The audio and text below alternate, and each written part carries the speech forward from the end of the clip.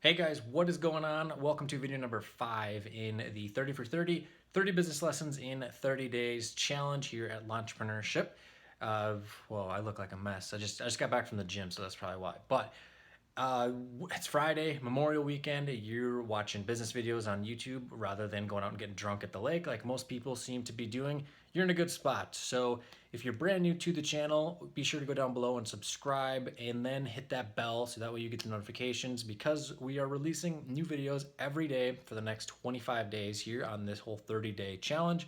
Talking about business and all there's just millions and millions of topics to talk about within that, as well as just crazy stories of things that have occurred within my business experience over the past few years and anything else that I feel like talking about here on the channel that needs to be shared. So be sure to go down below and hit that subscribe. But today we're going to be talking about something that's kind of more so on the beginner side of things, but it's something that is really, really important that you need to be aware of, and that is how to come up with prices for your services. Because the first 5 months that I was in business, I did not know how to do this. I was just going over to lawn site and trying to figure out, based on the posts that people were doing, of how to figure out pricing with, hey, I got a 2,000 or not 2,000, but like a 10,000 square foot lawn. How much do I charge this customer? Or, hey, I'm putting in 20 shrubs and 5 yards mulch and 200 feet of edging and maybe a couple trees. How much do I charge? And that's all fine and dandy to get some examples of how to go about pricing services. But when you're getting answers from somebody, even if they're in the same area as you, their business is different than yours. So you really need to use the real numbers within your business. And that's what we're going to get into here in a minute, is to how to figure out those numbers and calculations so that way you know exactly how much it costs to run your business. And then you can piece together how much it costs, all that sort of stuff, how much money you need to make for a profit and your salary and all those sorts of things accounted for. So then you can figure out how much per man hour you need to charge in order for your company to make money, because that's really what's very, very important to know when it comes to running your business. So the reason that going to lawn site or wherever and asking someone across the country or wherever they are, because you go post on lawn site, like when I was doing all this research, and someone would post and they were living in New York, and then an answer would be from Florida or Georgia or Texas or Oregon or whatever. Their businesses run totally different, because I mean, just from New York to Florida is totally different because they have way more time during the year to recover their overhead. So generally their price per man hour is lower than it would be up in New York because you only have so much time to recover all your overhead. So there's just tons of variables, and there's a lot of things that we need to cover. So let's get into my computer and let's hop into it.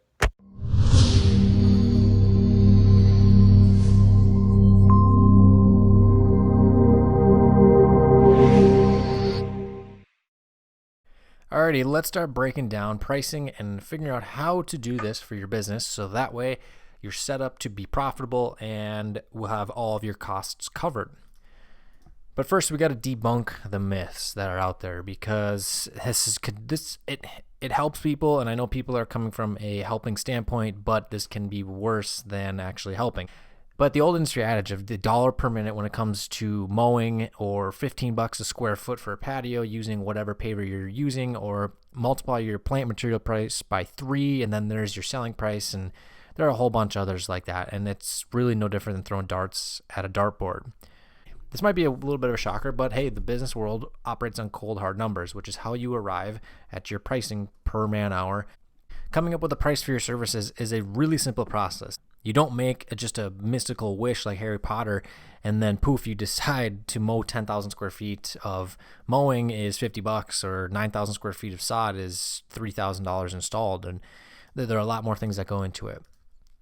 So with an outdoor service business, you are selling your employees' time and your equipment's time spent on customers' properties. It's as simple as that. That's all it is. And then obviously you have the overhead with administrative salaries, and if you have a shop and office, and your salary as an owner, all those sorts of things that need to be recovered. And there is a little bit of informed guesswork that needs to be done in regards to how much your company will be spending on repairs, and how much you figure you'll spend on fuel, how many hours you and your team will be out there working in the field, because that can change a lot based on weather and when spring allows for you to start working, and then when winter arrives, and that can also vary depending on the location you're in. But again, there's still really no magic formula. It's just plain numbers. These are the costs that are incurred in order to provide the services. So you have your labor, which are your man hours. your equipment that's going out there, the trucks, the material, etc. Then you have your overhead, office expenses, shop and administrative costs, and owner salaries. Usually you're going to have like your equipment payments, and those sort of fixed expenses are generally in the overhead expenses. And then your variable costs like your fuel and sometimes your maintenance. It really just depends on how you want to operate your business, but sometimes that is in the direct expenses as well. It's just factored in, but that's another story for another video. Then you add the amount of profit that you want your company to make, add that all up, and that equals the selling price or the hourly rate. So when it comes to direct expenses, and I covered this a little bit, but these are really the expenses that are incurred directly when you're out there providing services. So fuel and labor and maintenance, sometimes that's a part of direct costs, and it really just depends on how your company wants to operate. Insurance is another thing that could be on either side of the table, but materials, dump fees, and premix oil, since that's a consumable, and really anything that goes into actually doing the work is what is on that side of the equation. So if you are totally new, a man hour is basically 1 hour of time spent per person working for your company. Man hours are a way to determine how long a job will take a crew to finish. This factor, combined with how much your equipment costs to operate per hour, along with the other direct costs and material costs that are factored in, when they're added up and then you add in your profit, will determine the selling price for the services that your business offers. Also, man hour is usually what is determined when you're trying to figure out basically how much labor is going to cost and how much you're going to charge your. So basically, man hours are what you're going to basically use as the metric to try to figure out how much you're going to charge your customers. So let's say you have a property that's going to take 3 man hours to mow. You basically just figure out how much it's going to cost that mowing crew to go out there and do all the work with the equipment and recover the overhead for that amount of time that was spent, and boom, there is your price. Same thing with landscape installation, except it just changes a little bit because you're doing landscaping instead of mowing. And so overhead, also known as indirect expenses, are the expenses that are incurred, and they usually are fixed through each month or quarter or year.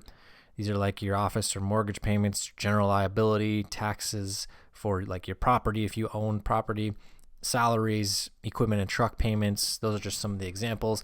But if you're trying to figure out how much all this overhead is going to cost you, just contact the companies before you go and purchase it. So like go and figure out how much rent's going to be for your building or wherever it is you want to be, your insurance, licensing fees, those types of things. So that way you know exactly how much you can forecast that's going to cost you, and you can figure out how much to charge your customers accordingly.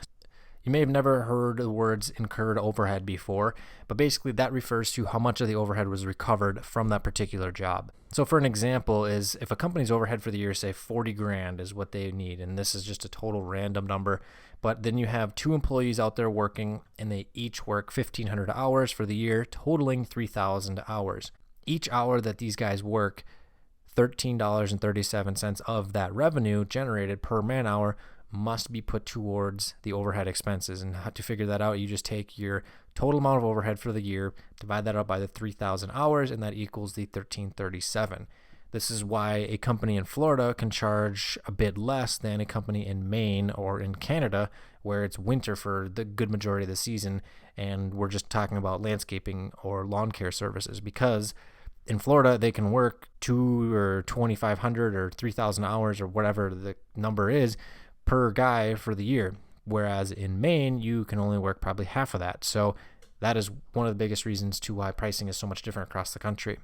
So we take our $13.37 number, and we're going to say that a job's going to take us 4 man hours to do whatever it is that we're going to do. And so if a job is going to take 4 man hours, you can account for approximately $54 or so of that 40,000 in overhead to have then been recovered, because we're taking the 4 man hours. Let's say we charge $50 per man hour, charge the customer $200, and 13, so that'd be $50 a man hour. So $13.37 of that 50 has been devoted to paying back our overhead, which and cash flow and how you have to make those payments and stuff can totally change. Sometimes you pay for insurance all at once, others you do monthly, all that sort of stuff. And cash flow is totally different than profit and loss, but that's something that you also need to know about when it comes to running a business, and we'll talk about that in other videos. But the tough part about this number here is to figure out how many hours you're able to work, because one, you got to be able to sell that much, and two, you need to be able to figure out how much you can